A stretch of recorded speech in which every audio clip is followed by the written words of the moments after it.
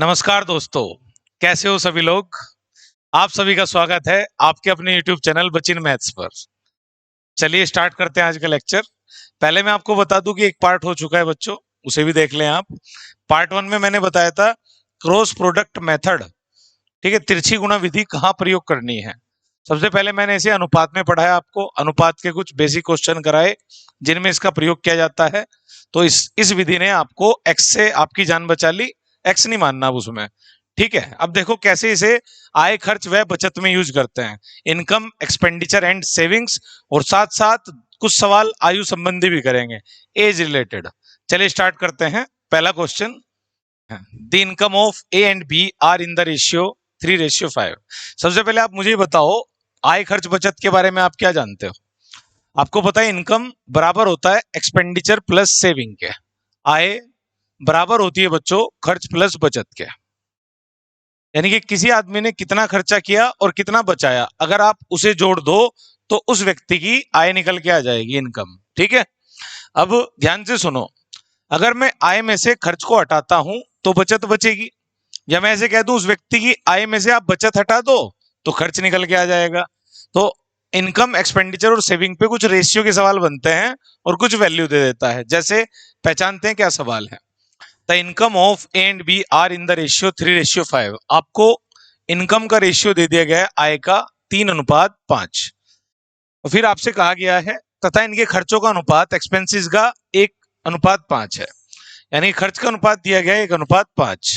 अब आप मुझे बताओ अगर मैं इनकम में से एक्सपेंडिचर हटा दूं तो सेविंग बचेगी, ठीक है। आगे क्या पूछा है आपसे, यदि दोनों प्रत्येक 250 रुपए बचाते हैं तो इनकी आय क्या है। कल जो मैंने कराया था बच्चों वह भी यही बताया था आपको कि जो भी होगा पहले दो रेशियो देगा, इनकम का रेशियो दे दिया, एक्सपेंडिचर का रेशियो दे दिया, और यहां पर आपको रुपए दे देगा या कुछ वैल्यू दे देगा।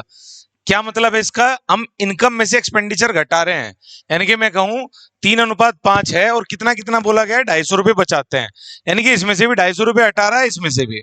अगर दोनों जगह से 250 रुपए घटाए जा रहे हैं तो आपको क्या करना है, आप नीचे लिख लेंगे 250, यानी कि आपको क्या करना है, इनकम लिखनी है, एक्सपेंडिचर, और यहां पर क्या लिख लेना है, सेविंग, और क्रॉस प्रोडक्ट अप्लाई कर देना है।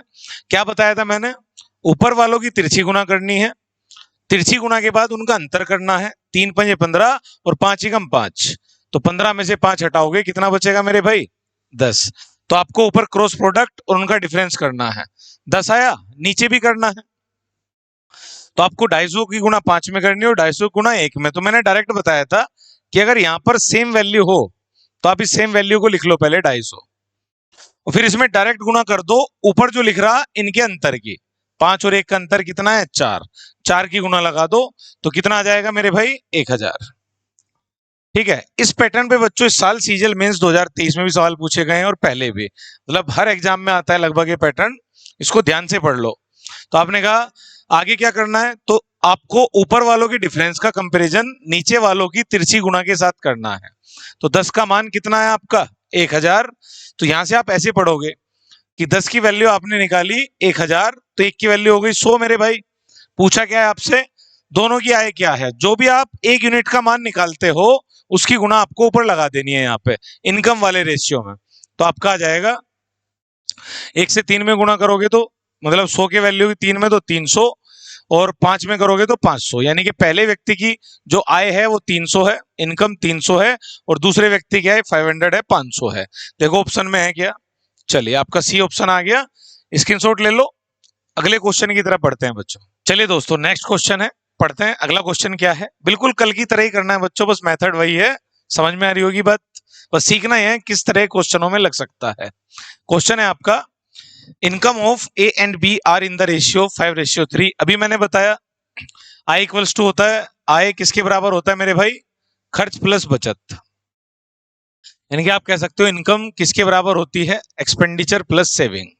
तो इनकम और एक्सपेंडिचर दे देगा तो सेविंग पूछेगा, सेविंग दे देगा तो क्रॉस मेथड लगा के इनकम लगा लेना। क्या कह रहा है, आय का अनुपात दिया हुआ है 5:3, यानी कि इनकम का रेशियो दिया हुआ है आपको 5:3। इसके अलावा खर्च का अनुपात दिया गया है 9:5, यानी कि एक्सपेंडिचर जो भी है उसके एक्सपेंसेस उसका अनुपात दिया गया है आपको रेशियो 9:5। फिर सेविंग लिखोगे आप और बताया था मैंने दो चीजें रेशियो मिलेगी और एक संख्या में, नंबर्स में। तो क्या दे रखा है आपको, 1300 रुपए और 900 रुपए। तो सेविंग आप लिख लेंगे इनकी 1300 रुपए और 900 रुपए। अब कैसे आप हल करेंगे बताया था मैंने, आप ऊपर भी क्रॉस प्रोडक्ट कर दो बच्चों, नीचे भी। अब देखो क्रॉस प्रोडक्ट का मायने ही यहीं पे ही है, वरना और भी मेथड है सोल्व करने क्वेश्चन। अगर सेम वैल्यू हो तो आप इनके अंतर को भी बराबर कर सकते हो, मैं अभी बताऊंगा आपको। लेकिन अगर सेम वैल्यू नहीं है तो क्रॉस प्रोडक्ट मेथड लगता है, ठीक है। अब आप बताओ, हमें क्रॉस मेथड करना है और तिरछी गुणा करने के बाद डिफरेंस लिखना है। 5 पंजे 25, 9 तिये 27, यानी कि आप कहोगे 27 में से कितना माइनस कर दो, 25। कितना बचा बच्चों, 2। यहाँ पे देखो 9 में 900 की गुना होगी और 5 में 1300 की, तो ये हो जाएगा आपका 13 पंजे 6500 और 9 नम 8100। तो मैं 8100 में से माइनस कर लूंगा 6500 को, कितना बचेगा बच्चों, 1600। तो आपको क्या करना है, इसके बाद आपने पहले क्रॉस करा ऊपर वालों का, उनका अंतर लिख लिया, फिर क्रॉस करा नीचे वालों का, उनका डिफरेंस लिख लिया। अब आपको क्या करना है, 2 की वैल्यू कितनी है, 1600, 1 की वैल्यू कितनी आ जाएगी बच्चों, 800। इस 2 से भाग कर देंगे तो आपका 1 का मान 800 आ गया। जो भी 1 की वैल्यू आएगी आप ऊपर इनकम में डायरेक्ट गुना लगा देंगे, तो डायरेक्ट इनकम पता लग जाएगी। लेकिन पूछा क्या है क्वेश्चन में आपसे, तो दोनों क्या है, क्या है, फिर से इनकम पूछिए, हो सकता है इनकम का योग पूछे, इनकम का डिफरेंस पूछे, या एक चीज हो सकती है खर्च भी पूछ सकता है। तो खर्च कैसे निकालना सीख लो मेरे भाई। 1 की वैल्यू 800 है तो आप 5 में गुना लगा दो 1 यूनिट के मान की, तो 8 में 40, तो पहले बंदे की इनकम आ गई 4000। दूसरे में आप 800 की गुना लगा देंगे तो 8 तिये 2400, यानी कि पहले बंदे की इनकम 2400 है, वो 4000 है, और दूसरे की 2400 है। और आपसे अगर मैं एक्सपेंसेस भी पूछूं तो कोई भी इसकी वैल्यू 1 के मान की डायरेक्ट इसमें रेशियो में गुना मत लगा देना। क्या करना है, अगर खर्च पूछे, अगर आपसे खर्च पूछे ए का, पहले व्यक्ति का, तो आपको क्या करना है बच्चों, जो आपकी इनकम आई है, कितनी आई है 1000, उसमें से आपको सेविंग को हटाना है। देखो अगर आप 1 की वैल्यू के यहाँ पे गुना मार देते ना तो 9 अठे 7200 आ जाता है एक्सपेंस, और इनकम बेचारे की 4000 है, खर्चा आप 7200 बता रहे हो, तो बचत कहाँ रह जाएगी। तो गलती हो जाती है। तो जब भी सेकंड वाली रो निकालनी हो, ये वाली, तो आपको क्या करना है, पहले जो इनकम है उसमें से क्या हटा देनी है, सेविंग, तो खर्च आ जाएगा। 4000 में से 1300 गए, कितना बचा मेरे भाई, 2700। बी के लिए देखो, अगर आपसे खर्च पूछे बी का, तो आपको क्या करना है मेरे भाई, 2400 उसकी इनकम है, आय 2400 है, बचाता कितना है 900, ये हटा लेंगे आप। तो 2400 में से आप 900 हटा लेंगे, कितना बचेगा मेरे भाई, 1500। तो दोनों आदमियों का खर्च भी बता सकते हो, लेकिन सवाल में इनकम पूछी थी, मैच करा लो, 4000 2400, ठीक है। चलिए स्क्रीनशॉट ले लो, नेक्स्ट क्वेश्चन करते हैं। चलिए दोस्तों नेक्स्ट क्वेश्चन, पहले आप ट्राई करो एक बार। क्वेश्चन में देखो आपको इनकम का रेशियो 3:5 और एक्सपेंडिचर का रेशियो 4:7, और ये और भी कितना कितना बचा रहे हैं, 16000 और 26000। तो उनके खर्च के बीच का अंतर ज्ञात करें। अब देखो आप ट्विस्ट है सवाल में, लास्ट टाइम जो मैंने बताया था अभी आपको, आय ना पूछ के खर्च के बीच का अंतर पूछा है, तो दोनों के खर्च निकालने पड़ेंगे। चलिए देखिए अब आप क्या करना है, इनकम का रेशियो दिया गया है 3:5 और एक्सपेंडिचर का रेशियो दिया गया है आपको 4:7, और दोनों कितना कितनी बचत करते हैं मेरे भाई, सेविंग लिख लेंगे आप। एक ने बचत की 16000 की और एक ने की 26000 की, 16000 एंड 26000। अब आप मुझे एक बात बताओ क्या करना है, तीनों लाइनें लिख ली, इसके बाद तोड़ाना जानते हैं आप, क्रॉस मेथड और क्वेश्चन डायरेक्ट सोल्व। बताओ 7 तिये 21 और 5 चौक 20, डिफरेंस कितने का लिखोगे, 1 का। यहां पर क्रॉस करो, 26 चौक 104 होता है। देखो एक चीज और, ये 26 के है, चलो लिख ही देता हूं आपके लिए, 104 के आगे 3 जीरो आ जाएंगे, और 16 सत्ते 112, तो 112 के आगे 3 जीरो आ जाएंगे। अब आप देखो 1,04,000 1,12,000, तो डिफरेंस आएगा 8000 का, इतना तो कैलकुलेट कर लोगे, और डायरेक्ट एक की ही वैल्यू आ गई। अगर एक की वैल्यू 8000 है तो आप इनकम निकाल सकते हो दोनों की, कि एक की इनकम हो जाएगी 8 × 24,000, और दूसरे की बोलो, इसमें भी 8000 की मल्टीप्लाई कर दूं मैं, तो 8 में 40,000 आ जाएगा मेरे भाई। इतना आसान है, समझ में आ रहा है बिल्कुल। लेकिन जब खर्च निकालना है, एक्सपेंडिचर निकालने हैं, कैसे निकालोगे, इस 24,000 से किसे हटाओगे, 16,000 को। इस एक के मान की डायरेक्ट गुना नहीं लगाएंगे, क्लियर होगी। चलो तो 24,000 में 16,000 गए, तो सीधा मैं खर्च बता रहा हूं आपको, आ गया इसका 8,000। दूसरे वाले का खर्च बताओ आप, एक्सपेंडिचर, दूसरे वाले का 40,000 में से 26,000 हटा दूं, डायरेक्ट 14,000 बचे, क्योंकि आपको इनकम में से, आय में से बचत हटा दो, खर्चा बचता है। अब आप बताओ, इन दोनों का डिफरेंस पूछा है तो कितने का आया? 6,000 रुपए। देखो खर्च के बीच अंतर पूछा था, तो आपका ऑप्शन डी है।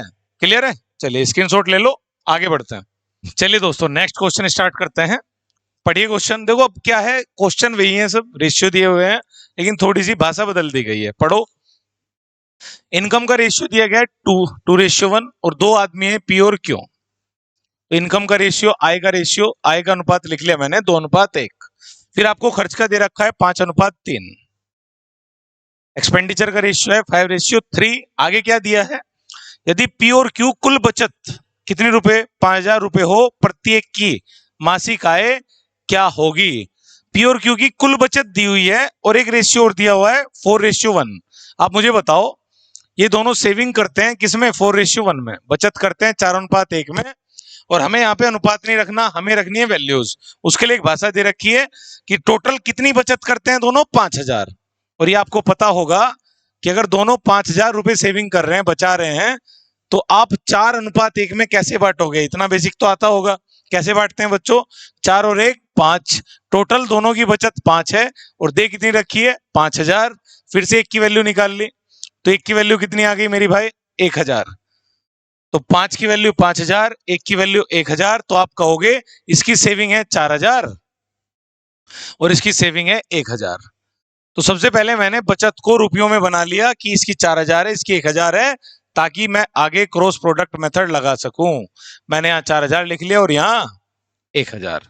अब तो पुराना ही सवाल है, आपको पता है क्या करना है। क्रॉस प्रोडक्ट करेंगे, 3 दूनी 6 और 5 एकम 5, 6 में से 5 गए 1। यहाँ बताओ 5,000 और 4 थे 12,000, 12,000 में से 5,000 जाएंगे 7,000। अगर एक की वैल्यू 7,000 है, अब क्वेश्चन में पढ़ो क्या पूछा है। आपसे पूछा है प्रत्येक की मासिक आय। इनकम में आप मल्टीप्लाई कर देंगे 7,000 की, तो 7 दूनी 14,000, क्योंकि हम डायरेक्ट एक की मान की गुणा लगा सकते हैं इनकम वाली लाइन में, इन खर्च में नहीं लगा सकते। तो इसकी वैल्यू आ गई 7,000। यानी कि पी कमाता है 14,000 और क्यू कमाता है 7,000। देख लो ऑप्शन में। चलिए स्क्रीनशॉट ले लो। चलिए दोस्तों नेक्स्ट क्वेश्चन। लेकिन क्वेश्चन करने से पहले आप ध्यान दो, अब हम क्वेश्चन कर रहे हैं एज रिलेटेड। बाकी जो मैंने अभी कॉन्सेप्ट सिखाया ना बच्चों, उनमें से ये कॉन्सेप्ट वहां पर भी यूज हो सकता है जहां पर इक्वल वैल्यू आई थी, नीचे सेम वैल्यू थी। ठीक है, चलो मैं बता देता हूँ दोनों कॉन्सेप्ट। एक तो क्रॉस प्रोडक्ट तो रामबाण है ही मेरे भाई, उसके अलावा एक कॉन्सेप्ट और है, वो भी देख लो। विक्की तथा रिक्की की आयु का अनुपात, एज रिलेटेड क्वेश्चन है। दो बंदे हैं, एक विक्की और एक रिक्की। इनकी आयु का अनुपात दिया गया है 2:3। अब पढ़ो, ये कह रहा है 12 वर्ष बाद, यानी कि इसमें 12 जोड़ना है, इसमें 12। आफ्टर 12 ईयर्स, 12 साल बाद, दोनों में 12-12 ऐड करना है। तो बिल्कुल सेम क्वेश्चन है पहले कि एक अनुपात दे दिया, उसमें कुछ जोड़ना है या घटाना है, तो नीचे लिखना है। आगे क्या कह रहा है? 12 वर्ष बाद दोनों की आयु का अनुपात 11:15 हो जाता है। 11:15 हो जाता है। कितने साल बाद? 12 साल बाद। तो पहले तो मैं क्रॉस मेथड ही लगा के दिखा देता हूं कि जितना भी हम ऐड करते हैं इनमें, वो हम नीचे लिख देते हैं, या जितना भी घटाते हैं वो नीचे लिख देते हैं। चाहे सेम वैल्यू हो या डिफरेंट हो, कोई फर्क नहीं पड़ता। अब बताओ आप क्या करना है मेरे भाई? ऊपर क्रॉस प्रोडक्ट, नीचे क्रॉस प्रोडक्ट, और अंतर बताओ कितना आएगा। तो आप कहोगे 15 दूनी 30 और 11 तिये 33, कि 33 में से मेरे भाई 30 हटा लो, कितना बचा यहाँ? 3। यहाँ देखो अगर सेम वैल्यू है तो पहले 12 ही लिख लो और ऊपर का डिफरेंस कर लो, बस 11-15 का डिफरेंस 4 का उसकी गुना लगा दो, 12 चौक 48। आपको दोनों में क्रॉस करने की नीड नहीं है अगर यहाँ पर सेम वैल्यू है। तो आप क्या करोगे? 3 की वैल्यू कितनी हो गई? 48। तो आप कहोगे 1 का मान हो गया मेरे भाई 16, 16 आ गई 1 की वैल्यू। बाकी आपको पता है क्या पूछा है, इनकी वर्तमान आयु बतानी है। ठीक है, तो ये वर्तमान ही है मेरे भाई, ये करंट एज है इनकी, वर्तमान आयु। तो आप बताओ 16 दूनी 32। अगर पूछता 12 साल बाद, दोनों में 12-12 बढ़ा देते। ठीक है, तो 16 दूनी, एक की 32 साल उम्र है और एक 16 थी 48, ये 48 ईयर्स का है मेरे भाई। क्लियर है? चेक करो। तो आपसे किसकी पूछी है? रिक्की की। रिक्की की पूछी है तो कितनी आ गई? 48 साल। तो आपको ऑप्शन कौन सा सही है? डी। लेकिन एक तरीका और मैंने बताया था अभी कि मैं आपको बताऊंगा, ध्यान से सुनो। क्या कर सकते हैं मेरे भाई, अगर यहाँ सेम वैल्यू है, क्योंकि एज वालों में सेम वैल्यू मिलती है ज्यादातर, अगर डिफरेंट है तो क्रॉस प्रोडक्ट है ये। बाकी आप ये कहीं भी लगा सकते हो, ये भी मेथड, जैसे मैं कहूं कि 2:3 है, ये मेथड केवल वहां लगेगा जहां सेम वैल्यू है, और क्रॉस प्रोडक्ट कहीं भी लगा सकते हो। ये 11-15 है मेरे भाई, 12 साल बाद, तो ऐसे लिख लिया। तो करना क्या होता है, जो डिफरेंस यहाँ है नीचे वालों में, वही डिफरेंस ऊपर बना दो आप। जैसे ऊपर वाले रेशियो में 2-3 है, तो डिफरेंस कितने का है, 1 का। यहाँ पर डिफरेंस कितने का है, 4 का, तो यहाँ भी आप 4 का बना दो, यानी कि दोनों अनुपातों के डिफरेंस को बराबर कर दो। तो ऊपर 4 की गुणा लगा दी मैंने, ताकि यहाँ भी डिफरेंस 4 का बन जाए।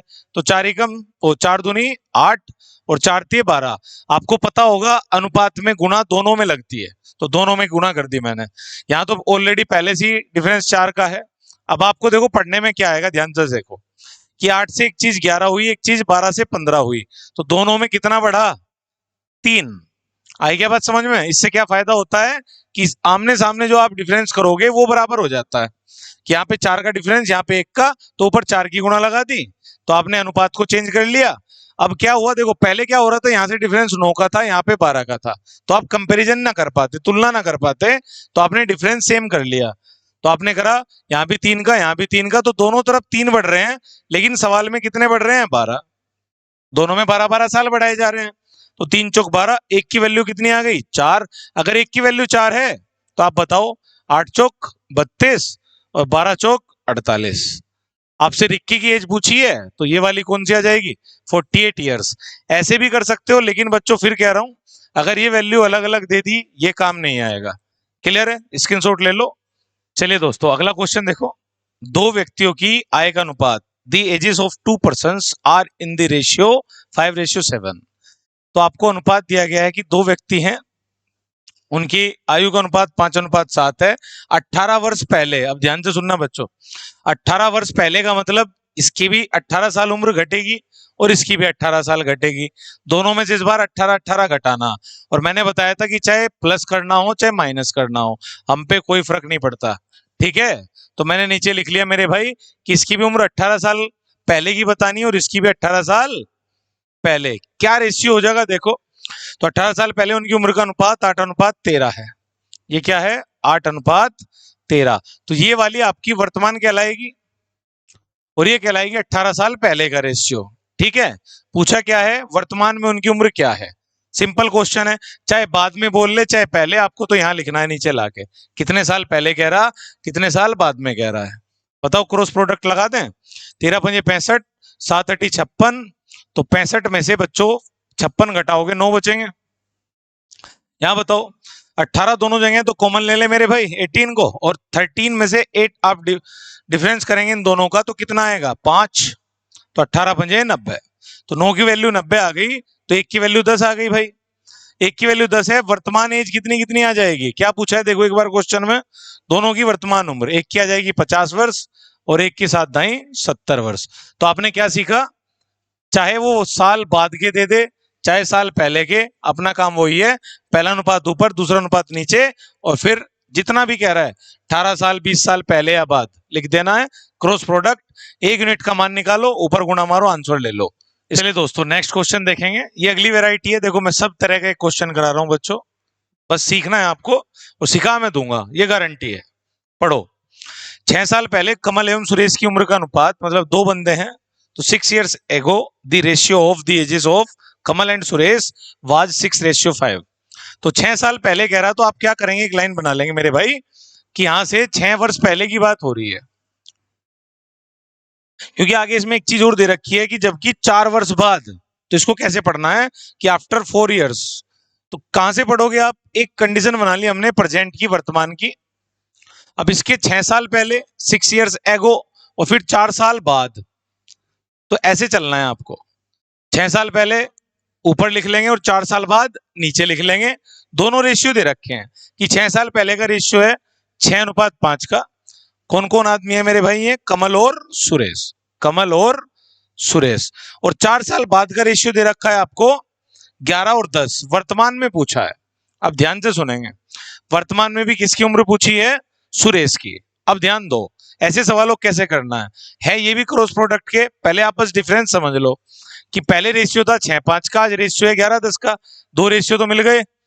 अंतर कितने का, यहां क्या लिखूं मेरे भाई, समझो।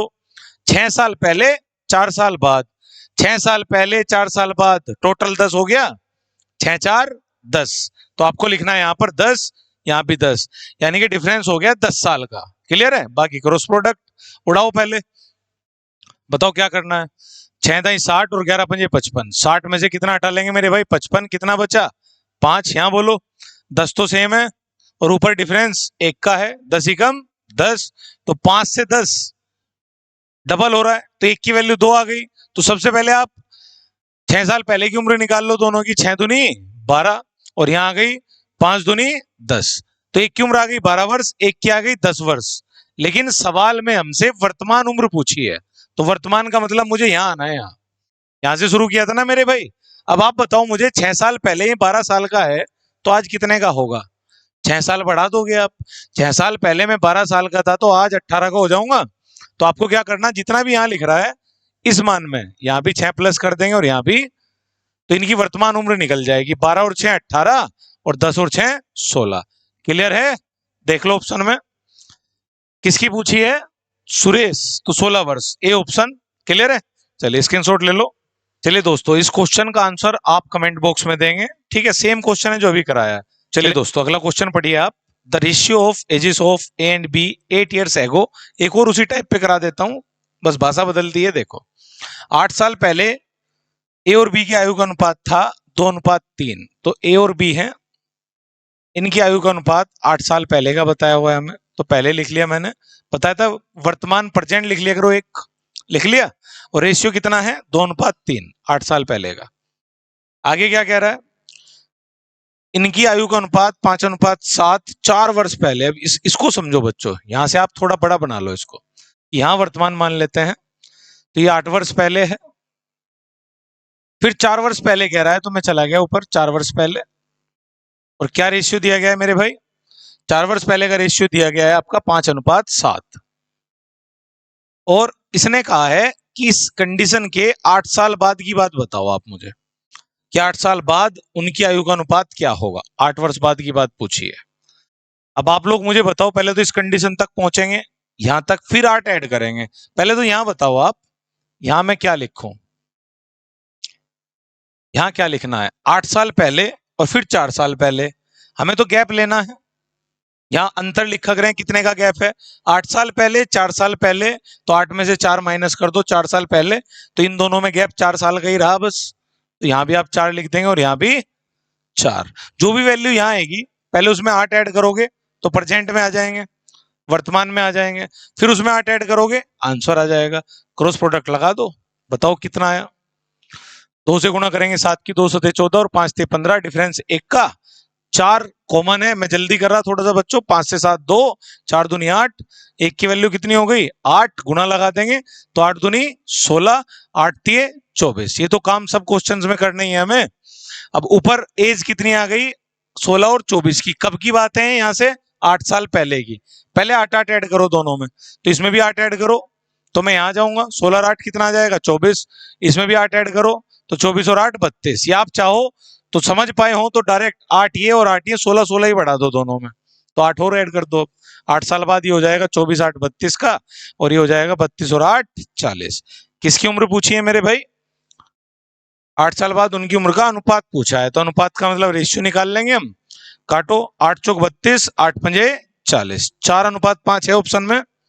दोस्तों आज के लिए इतना ही रखते हैं। अच्छा लगा हो सेशन तो शेयर करें, लाइक करें, सब्सक्राइब करें, दोस्तों तक पहुंचाएं बच्चों। अगर आपको मेथड पसंद आ रहे हैं तो हमें भी अच्छा लगेगा, मेहनत करने का मन करेगा बच्चों। चलिए, थैंक यू।